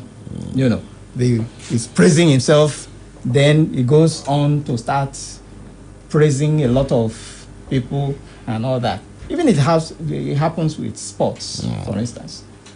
All these things should be checked. All things, because if you start like that, for instance, I as a listener, I want to listen to your program. And you start by praising yourself, greeting people. I'm interested in what is the topic of the day. What are you? We are trained that within the first few minutes, within 3 minutes of starting your program, I should know where you are going. What is the program all about? I should know what you want to talk about. Yes, what you want to talk about. Give me an insight. Yes, give me an idea of what you want to discuss. And that keeps me glued to your station. But for entertainment chit chat program, sometimes you may not necessarily have a focus of discussion. That's entertainment. But I believe that every program must have something. I'm not saying you should not at all. But you know that for entertainment program, I want to share Yoruba ni torí ẹ fẹ́ sọ lé. Entertainment program, chit chat, musical chit chat. Ó yàtọ̀ sí tí Yemi Sonde bá ń ṣe YS Live tó fẹ́ sọ̀rọ̀ nípa ọ̀rọ̀ ààbò. Mo lè fi musical chit chat mi náà sọ ọ̀rọ̀ ààbò. Yes. Mo lè fi sọ ọ̀rọ̀ ìwé. Yes. Mo lè fi sọ ohun tá à ń sọ yìí. Yes. But ní ọ̀pọ̀lọpọ̀ ọgbà entertainment yẹn ló máa ń borí the entire thing torí jẹ́ entertainment program. Entertainment yẹn làwọn èèyàn máa ń fẹ́ sábà jẹ́ ó fẹ́ borí tí wọ́n bá lè fóní sọ̀rọ̀. Yes. Àbí bẹ́ẹ̀ kọ́ lédè ṣìtú a lè tó orin ká fi sọ̀rọ̀ láyé ìgbà yẹn ní bcs tó bá fẹ́ sọ̀rọ̀ nípa teacher ó lè lo orin márùn mẹ́fà tẹ̀léra wọn nípa olùkọ́ tó bá fẹ́ sọ̀rọ̀ nípa ọmọ ó lè lo orin márùn mẹ́fà tẹ̀léra wọn tó sọ̀rọ̀ nípa ọmọ àti bẹ́ẹ̀ bẹ́ẹ̀ lọ irú ń sábà ṣẹlẹ̀ mọ́ nísìnyí amúlùdùn bẹ́ẹ̀ ni etí ọ̀pọ̀lọpọ̀ máa ń fẹ́ dìmú jù wọ́n máa ń gbàgbé pé àbí ká sọ pé a kì í sábà fọkàn sí pé bó ṣe jẹ́ entertainment tó yẹn náà a gbọ́dọ̀ ní nǹkan kan tá a máa dì mú. Of course, there must be something. Tí mò ń gbìyànjú àti sọ ni pé gbogbo ètò kọ́ ló máa ń jẹ́ pé ẹja sọ̀rọ̀ lórí igbá ẹja sọ̀rọ̀ lórí àwo a máa lè fi ohun tá à ń lò lọ́wọ́ fi sọ̀rọ̀ tá a bá fẹ́ fi sọ̀rọ̀ tó bá lè jẹ́ pé a fẹ́ fi jẹ́ kí a mú yín lára dá a fẹ́ mú yín lára yá a bá fẹ́ mú ìlú dùn ni a máa ń forí ṣe ìmúlùdùn náà ká gbèrò nù kúrò ṣé wọn pé yẹn náà tún wà jẹ́ pé kì í ṣe pé ó ní nǹkan kan tí mo wá sọ lé níbi pé mo wá gbèrò nù kúrò lára yín lọ ṣé wọn pé wà bẹ́ẹ̀. Yẹmi síbẹ̀ náà ó yẹ kí ìmúrasílẹ̀ ìgbáradì àkọọ́lẹ̀ yẹn ó ti wà bẹ́ẹ̀. ìyẹn gbọ́dọ̀ wá ẹni tó fẹ́ ṣe amúlùdùn tó jẹ́ pure entertainment tí òun ṣe pé ó wá mú nǹkan kan gẹ́gẹ́ bí òun tá fẹ́ sọ ìdí rèé tí Yemi Sonde bá ṣe mo mọ̀mọ́ ń lu ara mi torí mo ṣe léèrè mo ṣe ìtàn orí ni o kì í ṣe pé ọ̀rọ̀ ara mi mo wá sọ tí Yemi Sonde bá fẹ́ ṣe YS Live ìgbáradì tí mò ń ṣe yàtọ̀ tí n bá fẹ́ ṣe jìgàn yàtọ̀ sí Yemi Sonde ṣe é gbọ́ mi but now musical compilation gangan níṣẹ́ tó lágbára jù nípa entertainment chit chat program because you ride on music your program rides on music bóyá o fẹ́ fi sọ̀rọ̀ ni o bóyá o fẹ́ fi entertain ni o bóyá o fẹ́ fi pass message ni o it still boils down to how do you arrange there is a musical graph in entertainment programming. How do you plot your graph? How do you pass your message via the music? How do you there's musical sequence. Báwo ló ṣe tó orin yẹn? Wọ́n sọ̀rọ̀ kó má jẹ́ fújì nìkan kó má jẹ́ jùjú nìkan. Okay, báwo ló ṣe tó wọnú ara wọn? Now, there's musical graph in musical entertainment program. Now, what tempo am I starting with? What am I ending my program with? That's what I mean by musical graph. Irú tempo wo ṣé mo fẹ́ lo Aruna Ṣọlá àbí Àpàlà Yusuf Ọlátúnjí ní bẹ̀rẹ̀ láàárọ̀ Tuesday kí n lò láàárọ̀ nígbà tí mo bẹ̀rẹ̀ ètò ẹgbàgbé àárọ̀ àbọ̀sán bóyá mo wá lò nígbà yẹn mo bá tún fi jó yóyò tẹ̀lé pa mo bá tún kúrò mo bá tún bọ́ sí Àyìnlá Ọmọwúrà mo bá tún kúrò mo bá tún jó fún Jimmy Gasta. I mean zigzag. Sometimes you get like kí ló ń ṣe yìí. There's musical graph. And sort of entertainment programs in you because I've done that for several years. I've done entertainment program for about 28 years, so I know what I'm talking about. So musical graph in entertainment program in control to shape patakini. And when Lumi wa ṣe mọ̀ pé different personality wa lórí afẹ́fẹ́. Your own personality might not be able to handle musical entertainment program. That's who you are. Leadership 2 is somebody that can do entertainment and still do serious program. He handles news. He handles news and he does that. He can do a philosophical. He can do a counselor on radio. But when it comes to the nitty-gritty of the entertainment program, go, sir, otuni character. I mean, this is part of what we should, because it's not like when you have all the ethics, the norms, the whatever. When you have to deal with musical entertainment program as an entertaining or as an entertainer, a presenter, you have your niche, you have your audience already. You have the class of audience you want to talk to. Am I talking to what's the demographic of my audience? Am I actually doing the Jenwagba? Am I doing the youth entertainment program? Am I crisscrossing? Do you understand what I'm saying? Am I crisscrossing? Am I and if for an entertainer or an entertainment program handler, if you are not, you are talking about research, if you are not really grounded in music or listening to music, you may actually miss it. Torí tó bá ń sọ̀rọ̀ pé o fẹ́ ṣe musical entertainment program náà tó bá fẹ́ bá wọn lyrics 2 class sọ̀rọ̀ àbò fẹ́ bá wọn bí tẹ̀jẹ̀ fẹ́ràn mi máa fẹ́ ṣe bí àwọn youth tó fẹ́ bá class 60 upward sọ̀rọ̀ ó ní music tó appeal sírú wọn.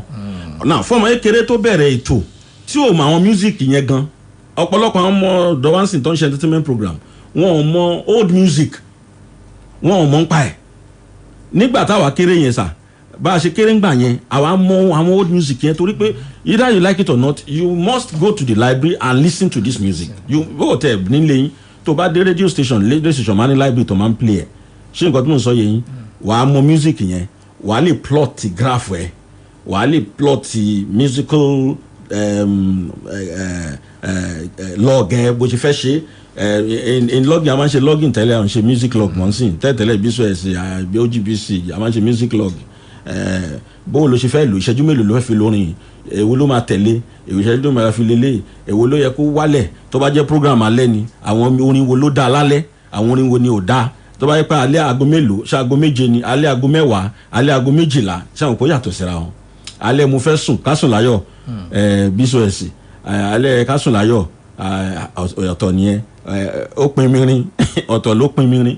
By the title you know it dictates what kind of music you play on this kind of program. More confidential analysis. What people should expect. And what people should expect from the title of the program, from programs conference committee, program planning conference committee.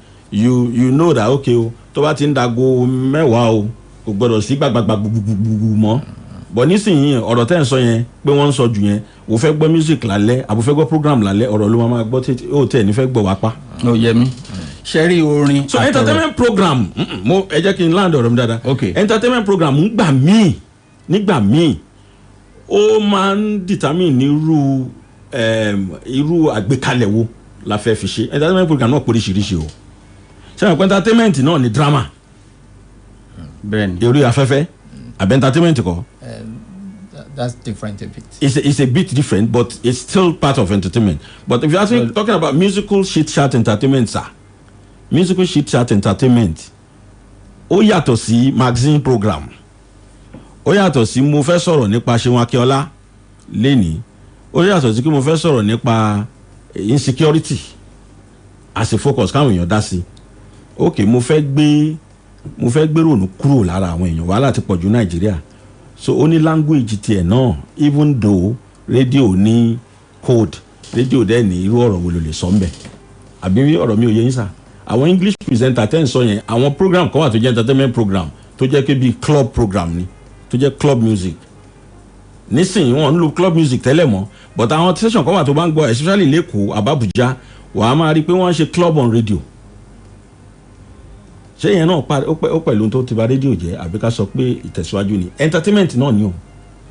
jẹ nǹkan tẹ́mi fẹ́ sọ lórí ẹ̀ Káyọ̀dé náà ni pé ṣe rí orin àti ọ̀rọ̀ ó yàtọ̀ síra wọn ẹ wo orin dáadáa orin ìsúyàn láyé ṣùgbọ́n ọ̀rọ̀ máa ń súyàn ẹ jẹ́ wo orin òbí tó ní ayé wa tòrò ìgbà wa dára kálẹ̀ mo fẹ́ lo eléyìí gẹ́gẹ́ bí àpẹẹrẹ bí àwọn yẹn ṣe máa ń sọ̀rọ̀ lórí vocals tí Káyọ̀dé ń sọ lẹ́ẹ̀kan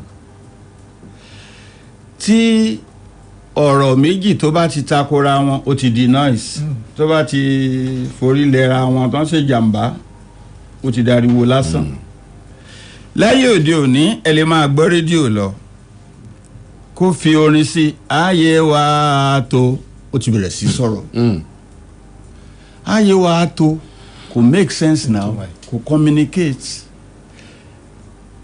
ó yẹ kí atọ́kùn ètò ohun tá à ń sọ rèé wípé ibi tí olórin ẹni tó ṣe music tó ń lò láfẹ́fẹ́ ibi tó bá ti ń communicate ìwọ farabalẹ̀ kójú sọ tí ó sọ tán àwọn olórin tó ń gbé orin jáde yẹn àwọn náà máa ń mọ̀ọ́mọ̀ fi instrumental sílẹ̀ wípé jẹ́ àsìmì díẹ̀ àkànlè máa kọrin lọ gbúrúgbú ibi tí wọ́n bá ti fi instrumental yẹn sílẹ̀ ló ti sọ̀rọ̀ rẹ̀ ibi tí kìnìún ọ̀hún jàrá bá ọ̀pọ̀lọpọ̀ àwa atọ́kùn láyé òde òní dé wọ́n á máa kíní bọ́tìn kọ́nsẹ̀ wọ́n máa fà á lọ báyìí ni wọ́n ò ní jẹ́ kí orin yẹn nísinmi ọlọ́run má jẹ́ àforí gbèpè lórí rédíò àbí tẹlifíṣàn nígbà tẹ́ bá ń ṣe nǹkan tí ò tẹ́ àwọn olùtẹ́tí sí yín lọ́rùn àwọn á máa ṣépè ìwọ òdẹ nímọ̀ ó máa rẹ́rìn eléyìí ló fẹ́ jẹ́ kí n yàbàrá Yẹmí sí nǹkan míì kí ọlọ́run dáríjì àwa atọ́kùn ètò gbogbo wa pátá kò sẹ́ńtà lè yọlẹ̀ nítorí pé à ń fi ìwà ọ̀lẹ hàn lórí bá a ṣe ń ṣe iṣẹ́ wa à ń kó bá àwọn ẹlòmíì nítorí wípé a sọra wa di quack à ń fi iṣẹ́ kan ṣe pé èmi náà wà pa mo lè ṣe a dẹ̀ ń ṣe ọ̀pọ̀lọpọ̀ àwọn èèyàn lọ́nà nígbà tó bá gbé àlejò wá sórí afẹ́fẹ́ tó wá ń bi àlejò yẹn wípé ìyàwó mélòó lẹ ní kí ni tiẹ̀ kí ló fẹ́ mú jáde nú ìyàwó tí o ní tàbí tó wá ń bi ẹnìkan pé níbo lágbára rẹ wà kí ló fẹ́ mú jáde níbẹ̀ yẹn ọ̀pọ̀lọpọ̀ ẹ̀ṣẹ̀ láti dá lẹ́nu iṣẹ́ yìí kọ́lọ́n dáríjì wá ṣùgbọ́n tá a mọ̀ torí bẹ́ẹ̀ ló ṣe pàtàkì pé bí ayé ṣe ń lọ táwa náà dẹ̀ ń tẹ̀lé ẹ jẹ́ káwa náà kọ́ nípa iṣẹ́ yìí ká lè bá a mọ̀ dáadáa à ń sọ̀rọ̀ lórí focus kó má bàa di ariwo láyé òde òní tẹ́nìkan bá fẹ́ pe fóònù náà 080-339-52191 ó ní standard wọ́n fi ń pe fóònù nọ́mbà lórí àtẹ̀gùn kí ni jẹ́ ó Káyọ̀dé ṣé ó ní wọ́n tó gbé ìbò bí ọ̀pẹ rẹ̀ ṣé ó ní. Well, those of us who are learners of this thing from the beginning, we will call it O, not zero. Now, Okay. you will say it is zero because it is A figure. It is figure, not alphabet. But the Oyibo That's a that controversy. did it says it is O. If you go to the dictionary, if you go to the DJ that we used, it is O. If you listen to BBC, it is O. They will not say zero. We have raised the issue. We try to ask. I ask myself, but this thing is figure. Why is it zero? They said it is O. But why? That's the question. Why? It is O. That's Is 8 not a figure? It's 8 is a figure. Is 9 not a figure? It is a figure. What are you pressing? Is it not 0? It's 0 is a figure. So why is it O? But that's the way it came from the users, the owners. Did you ask why? Of the language. Did you ask why? We have asked. And what was the answer? They just told us that is the standard. We'll come back after this short break. àti kékeré lọmọ mi ti ní ìran láti di ìlú mọ̀ká ojúṣe mi sì ni láti ràn lọ́wọ́ kí ìran rẹ̀ wá sí ìmúṣẹ ìdí nìyí tí ó di àjẹsára rẹ̀ gbọ́dọ̀ dúró digbí kó lè gbé àwọn ìgbésẹ̀ títí tẹ́sẹ̀ rẹ̀ yóò fi múlẹ̀. ìràwọ̀ òṣèré wa tó kàn ní oníjó ballerino. mo ń fún ọmọ mi ní Vita lójoojúmọ́ tó ní iron, zinc àti vitamin C tó sì ń ran odi àjẹsára rẹ̀ lọ́wọ́ tó tún fún un ní okun láti mú kí ìran rẹ̀ wá sí ìmúṣẹ. Vita, okun láti ní ìran. You can rest assured we will take this jolly ride with you. I'll bet it's on you, 'cause you are a winner. We'll win with you. We'll run with you all the way. We'll share your dreams and we'll turn them to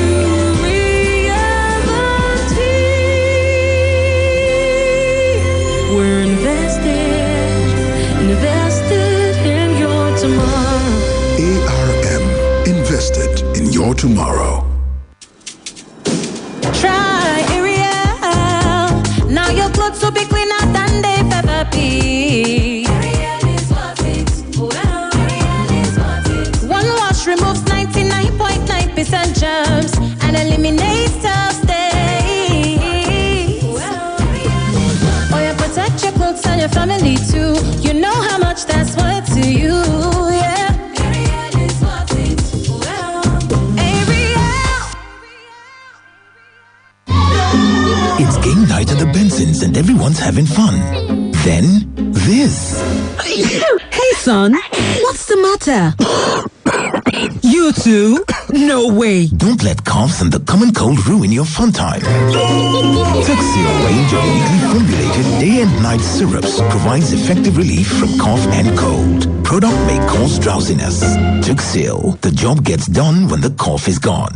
If symptoms persist after 3 days, consult your doctor. Uncle Dentist, wetin be cavities and how Colgate take dey protect my teeth from cavities? Shey dey use comfort? No dear, na hole for teeth dey cause most tooth pain wey be cavity. But if you use Colgate Maximum Cavity Protection take brush every day, the confirmed formula go help keep natural calcium inside our teeth wey go protect them from tooth decay. Time don reach to upgrade to the world's most chosen toothpaste, Colgate, because Colgate locks calcium in. Now, the Nigerian Dental Association, they recommend Colgate. Big protein breakfast, àṣírí ibẹ̀ nìyẹn. Bí ìyá mi máa ṣe ń jí láfẹ̀mọ́jú, wọ́n á se oúnjẹ fún wa kí wọ́n tó sáré lọ sí ibi iṣẹ́. Lọ́pọ̀lọpọ̀ ìgbà, bàbá wa máa ń ṣiṣẹ́ dalẹ́. Wọ́n sì tún jí lówùúrọ̀ láti gbé mi lọ sí ilé ẹ̀kọ́. Kò wá sí bó ṣe lè di gádígádí tó. Kì í rẹ̀ wọ́n láti máa bá mi ṣeré. Ìdí ìrètí wọn kì í kúrò nílé láì jẹ big protein breakfast. Bẹ̀rẹ̀ ọjọ́ rẹ pẹ̀lú oúnjẹ òwúrọ̀ tó kún fún pig protein. Amárata kébé. Pig, rich for your pig. You get money for account. You won't take small thing inside. Just do cardless withdrawal with any Momo agent. Oga, madam, where is your card? I don't forget them for house. If you do cardless withdrawal with any Momo agent. Anytime you need the money, but your card is there for yonder. Just go do cardless withdrawal with any Momo agent. Cardless withdrawal with Momo agent. With Momo agent, card withdraw with Momo agent. With any Momo agent. Now you fit withdraw money even if you no hold your card for any Momo agents wey dey near you. Just dial *223# to take touchlight the Momo agent wey dey near your domot. Momo agent, safe, fast, no wahala. Because this is just a radio ad, you can't get a taste of this delicious hot chocolate. You can't savor the irresistible aroma stemming from this mix of Cadbury chocolate, milk, and sugar. You can't even feel the warmth that comes with every sip. But do you know what you can do? You can make yourself a mug of Cadbury hot chocolate right now and feel the goodness in every sip. Cadbury 3-in-1 hot chocolate. Enjoy the Cadbury goodness. ṣé o mọ bó ṣe máa ń ṣèyàn téèyàn bá ń gba fídíò tàbí wo fídíò tó dùn ṣùgbọ́n tọkọ ẹ̀ ń kìlọ̀ fún ẹ wípé. a tó dáhùn lápò ẹ ojú òní pẹ́ já. kò rí bẹ́ẹ̀ mọ́ báyìí o tó o bá ra èyíkéyìí dátà olóṣooṣù látọwọ́ MTN tówó rẹ̀ ò gara tó sì ṣe é gbẹ́kẹ̀lé wàá jẹ àǹfààní mẹ́gábáìtì 100 àtàbọ̀ fún 100 náírà àti àfikún mẹ́gábáìtì 100 àtàbọ̀ fún YouTube lálẹ́ tàbí gígábáìtì kan fún 5 náírà àti àfikún gígábáìtì kan fún YouTube lálẹ́ látọwọ́ ẹ̀ka onídátà yìí kan ṣoṣo tó ṣe é gbẹ́kẹ̀lé ṣáà tẹ *131# ránṣẹ́ láti ra èyíkéyìí dátà MTN tí ò gara jù kó o sì bẹ̀rẹ̀ sí ní jẹun sókè àdéhùn àti àsọtẹ́lẹ̀ ń bẹ o. Everywhere you go, MTN.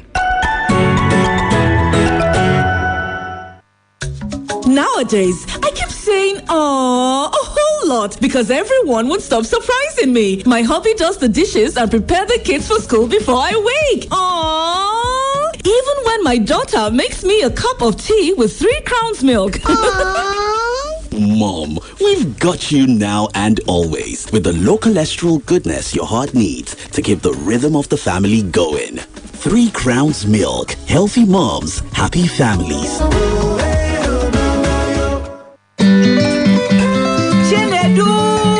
Don't worry, Ma. He'll be home on time, just like his dad. Are you sure? Yes, Ma. I'm cooking their favorite jollof with Sonia tomato mix. They are here. Hey, is that jollof ready? See? Right on time. Your loved ones will always rush home for tasty meals prepared with Sonia tomato mix. Mommy, the jollof is yummy. I wouldn't miss this jollof for anything. It's so good eating together with a family. Yes, Ma. All thanks to Sonia. Sonia tomato mix brings you together. Proudly Nigerian. Breaks here for Bruno Fernandes. Oh, what a strike! My guy, 100 million naira don land o for people wey sabi to come chop and reach up. For where? Na for Mozart Bet o. 100 million naira. Abeg, how I fit win? Na to go register for Mozart Bet o. Just go log on to www.mozartbet.ng. I say www.mozzartbet.ng and you go get 100% welcome bonus sharparly for your first deposit. And you too go soon become millionaire be that o. Just continue to charge your winnings with our Mozart Bet 1000% super multi bonus. Oh boy, no be small things o. Abeg, I don join. Better day for Mozart Bet o. Just go log on to www.mozzartbet.ng. I say www.mozzartbet.ng. Go register o. Make you hammer. Mozart Bet. Terms and conditions dey sha o. Our oil sachet.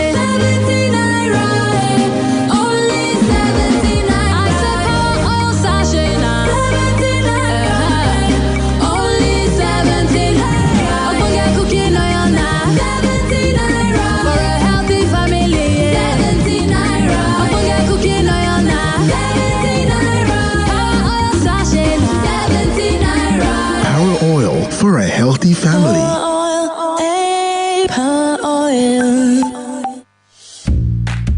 Mommy, my teacher said 90% of my brain would develop by the time I am 5. Really? What else did she say? She said I need iron in my food for my brain to grow well. Oh, very true. And that's why I give you Cerelac Junior every day, which provides half of your daily iron needs. And Cerelac Junior tastes so good. Cerelac Junior with Iron Plus. It's all good, Mom. 1xBet, oh, 1xBet. Everyone agrees that 1xBet is the favorite bookie because of the highest odds, fast deposits, ability to sell slips, bet insurance, and more. What's even more exciting about 1xBet is that you can make money from things like virtual games, basketball, horse racing, and more. Log on to 1xBet.ng to register, and don't forget to use the promo code RadioWin and get 200% bonus on your first deposit. 1xBet, bet for every taste.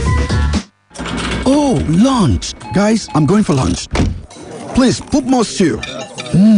Nice meal. My chest. Suffering from heartburn and indigestion? Try Gestede. My recommendation for the past 26 years. Gestede is a brand of aluminium and magnesium hydroxide and simethicone. Gestede is available in suspension and tablets. Remedy for heartburn, indigestion, flatulence, and acidity. Gestede, now available in new packs. If symptoms persist after 3 days, please see your doctor. Read leaflet inside. YS Live. YS Live. ṣé ó dàbí ìgbà tí aago yẹn máa ń sáré tàbá ń ṣètò àsìkò tó lọ a sì láti fún ẹ fẹ́ fi nǹkan kan kún a fẹ́ fáwọn èèyàn wa ní àǹfààní 08091551055 08056998678 07069493000. Ó kù nǹkan méjì tí a ti sọ bó tẹ̀ pé àkókò ti pè wá lẹ́jọ́. Mo mọyì àwọn tó ń fi iṣẹ́ ìgbóhùnsáfẹ́fẹ́ àti àwọn tó ń ṣe atọ́kùn ètò. Mo mọyì iṣẹ́ tí wọ́n ń ṣe torí rédíò kì í ṣe iṣẹ́ tẹ́nìkan lè dá ṣe. Ṣé wọn pé 24-hour service gan ó ti wà káàkiri nísìnyí. Nítorí náà ṣùgbọ́n NBC National Broadcasting Commission sọ pé òun ò fẹ́ àlàyé àṣejù tó ń pè ní hyping lórí any sponsored program. Wọ́n dẹ̀ ti fún wa ní gbèdéke iye ìgbà tí àròpọ̀ duration advert máa jẹ́ lórí program. Síbẹ̀ náà àwọn èèyàn kan nínú àwọn atọ́kùn wọ́n sì tún tẹ òfin yẹn lójú. Ìkejì tó tún wá dàbí rẹ̀ tó máa ń dùn mí gan ni pé mo rántí ìgbà tá a bẹ̀rẹ̀ láti bẹ̀rẹ̀ pẹ̀pẹ̀ Ọlọ́run ti lò wá fún àìmọye àwọn èèyàn tó pọ̀ gan more than 50 ṣé Lájílété ni ká sọ ni àbí níbo àbí bcs. Síbẹ̀ náà èmi ò gba kọ́bọ̀ lọ́wọ́ anybody rí o pé mo fẹ́ kọ́ níṣẹ́. Atọ́kùn àwa wá fún àgbékalẹ̀ ètò rẹ̀ nínú studio. A wá kó èèyàn 4-5 wọlé. A sì fẹ́ kí kọ̀ọ̀kan nínú wọn kó sọ̀rọ̀. Ó sì ti gbowó iṣẹ́ owó apprentice ó ti gbà lọ́wọ́ wọn. Wọ́n tún gbowó apprentice. Bẹ́ẹ̀ ni. A wá kó wọn wọ studio. Kálukú á máa sọ àtẹni tó mọ. Owó kílẹ̀ pé ná. Owó iṣẹ́ apprentice ni. Owó ẹ̀kọ́ṣẹ́. Tá a bá ń ṣe eléyìí ẹ jọ̀ọ́ torí Ọlọ́run ẹ jẹ́ ká jáwọ́. Owó apprentice. Bẹ́ẹ̀ni. Níbo ni àyè audition wà wọ́n ń sìn Káyọ̀dé Joseph? Well, that's the problem. You know, I said it last week that before you can have access to the studio, owó apprentice. Talk less of having access to the microphone. Owó ẹ̀kọ́ṣẹ́. Mo ń gbọ́ yín. It used to take a very long time because that was the place of audition. You know, I told you before I was given the opportunity to even come and be reading news where I started at Radio Kwara. I had been auditioned a number of times. They will say, sometimes when I feel, oh, I'm okay now, they will say, no, go back, come back, so months. So auditioning, yes, we are not doing the proper thing. Audition, you have to find out, does that fellow have the microphone voice? One of the most popular presenters do it. One go apprentice you. What in get this? Me body o, me o mo kan san o. Mo ngbo yin sa torí mi ò gbari. And in spite of the freedom, ngba mi ò sanwó fún Toba Kwale. Wọ́n yóò ṣe freedom ló fi sanwó. Oh, ṣe freedom. Yóò ṣe freedom. Mo ngbo yin. No, in spite of the fact that I have been reading news on Radio Kwara. When I came to Radio Nigeria Ibadan, they didn't just say go to the studio and be reading news. No. I also faced audition. Mr. Tayo Adebayo, who is now a reverend, Reverend Tayo Adebayo, was the principal announcer at that time. Auditioning tí mo ṣe lójú bí only 25. Ẹ jẹ́ n bá àwọn èèyàn tí. Hello, good morning, my great bosses and veterans. Good morning, ma. Yes, sir. This is Tomi Ajakai, and I'm really glad you brought this topic up today. This is what we've been clamoring for, that such content be delivered live on radio and not just in our symposiums and seminars. May God bless you all and increase your wisdom. Amen. Now, sir, the place of training, retraining for both in-house presenters and for freelance presenters. I think we should also look at it. And I also want to commend the NBC for all they do in trying to regulate what professionalism is now on radio and on television. I just want to commend you, sir, our good veteran, for bringing up a topic like this. And I'm sure you are going to give us a solution to some of the shambolic presentations we have on our radio waves and on television. Thank you, sir. Thank you very much, ma'am. We thank you so much for that contribution. So let's have more calls in about a few minutes before we wrap it up. Yes, you're saying something. So audition was conducted for me, in spite of the fact that I've been reading you somewhere else. And I haven't conducted the audition. Someone will tell you it's an insult. Why will you audition me? Yeah, good morning, sir. Good morning, sir. Yes, sir. Yes, I'm happy to listen to this program once again today because I actually listened to it last week. Good. Yes, sir. And I have always listened to your program. God continue to strengthen you and your visitors. Amen. Amen. Now, my question is, sir, most songs, there are some songs, let me put it this way, that are being banned in Nigeria. But when you eventually find out, most radio stations play these songs. And while playing these songs, they censor it. Why do they do that, sir? That's my question. Yes, they censor it while playing that song. You want to answer that question? There are some songs that are banned, but some of these stations still play this music, even though they try to censor it. Especially some of these hip-hop songs. A lot of hip-hop songs are garnished with different, the F language and all the languages that should not be heard on radio. But yet, we still have some of them being played on some stations by the DJs. I think we didn't even talk about DJ as a content, DJ playing music and all that. But you might play play our club. I was talking about club on radio the other time. I wanted to talk about that DJ aspect and all that. So, those that are guilty of this accusation are doing it out of ignorance because they don't know. I think we have to charge the National Broadcasting Commission and the station owners as well. And the station owners, especially the station owners, do something worthwhile on this. Thank you. Yes. Good morning. Hello. Good morning. Hello, sir. Hello, Ekaro, sir. Ètò ní mo kí mo dẹ̀ kí ọ̀gá wa tó wà ń bẹ ọ̀gá Mary àti ọ̀gá wa kejì náà ẹ ṣé gan. Actually, what you did today, I did not listen last week, but today I got one or two things. Talumba sọ̀rọ̀ sọ. Hey, sorry, sir. Orúkọ mi Wálé Abọ́rọ̀dé, mo ń pè láti Gbági ní Ìbàdàn. Yes, sir. Yeah. Actually, I got one or two things. Nǹkan tẹ́ ṣe yìí tẹ́ bá lè ṣe fún àwọn pìrìsẹ́ńtà náà because bàbá lè sí tún sọ àwọn nǹkan kan ọ̀pọ̀lọpọ̀ pìrìsẹ́ńtà kan bá pé ẹ wo sì mo gbàgbé láti sorúkọ ẹ wo bẹ́ẹ̀ ṣe bèrè ta ló ń bá wa sọ̀rọ̀ but pìrìsẹ́ńtà mìíràn wọn àgbékalẹ̀ yẹn ń kù bí ẹ̀ka tó so dàbí tẹ́ bá lè máa ṣe orúkọ yìí tó fi lè máa help ọ̀pọ̀lọpọ̀ pìrìsẹ́ńtà ó máa múnú dùn because ibi ò ti pọ̀ gan. In short, Yemi Sonde, I pray for you that God will continue to strengthen you. Amen. Sir. Now, there was a presenter. There was a presenter who was doing the kind of, I know that some of our presenters also know this thing. There was a particular presenter some time ago. I listened to him from the beginning to the end. He was talking about professionalism on radio. And he was urging his colleagues to please make sure that they maintain the standard. He was talking about, he said so many things about NBC regulations and all that. That's another independent presenter. Yeah. It means it's not everybody that is guilty of this. I listened to that day and I was very glad.